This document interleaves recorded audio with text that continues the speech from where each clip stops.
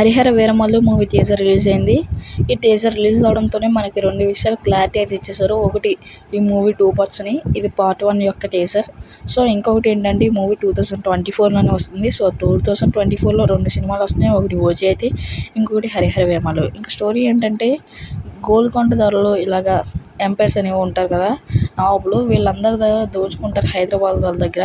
So వాళ్ళని ప్రజల్ని కాపాడుతారు పవన్ కళ్యాణ్ వెళ్ళి. ఇదంతా స్టోరీ గురించి పూర్తిగా వివరాలు మాట్లాడుకుందాం. అలాగే బాబీ డియోల్ గారి క్యారెక్టర్ ఏంటో మీకు ఆల్రెడీ తెలిసి ఉంటుంది. సో ఇంకా మనం డీటెయిల్గా మాట్లాడుకుందాం. ఈ వీడియో చివరి వరకు చూడండి. జస్ట్ ఈ వీడియో 1 మినిటే ఉంటుంది. ఆ 1 మినిట్ అసలు స్కిప్ చేయకుండా చూడండి.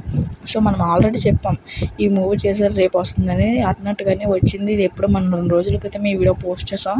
సో ఇంకా వీడియోలోకి వెళ్ళిపోతాం లేట్ చేయకుండా. పవన్ కళ్యాణ్ గారితో 100 మంది ఫైట్ సీన్ ఉండొచ్చు, ఎందుకంటే పవన్ కళ్యాణ్ ఒక్కరే కాబట్టి ఫైట్ సీన్ అనేది ఉండే అవకాశాలు ఎక్కువగానే ఉన్నాయి.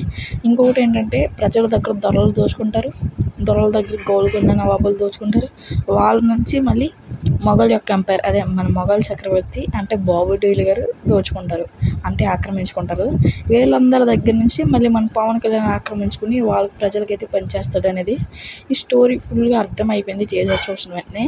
ఎంతమంది స్టోరీని గెస్ట్ చేశారో వెంటనే కామెంట్ చేయండి, అలాగే లైక్ చేయండి.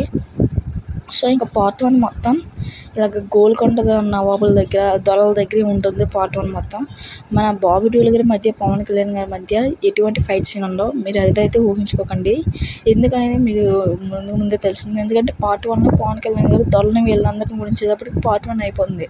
ఇంకా పార్ట్ 2లోనే బాబీ డియోల్, అంటే అక్కడ ఢిల్లీ దాకా వెళ్ళాలంటే పార్ట్ 2 రావాల్సిందే.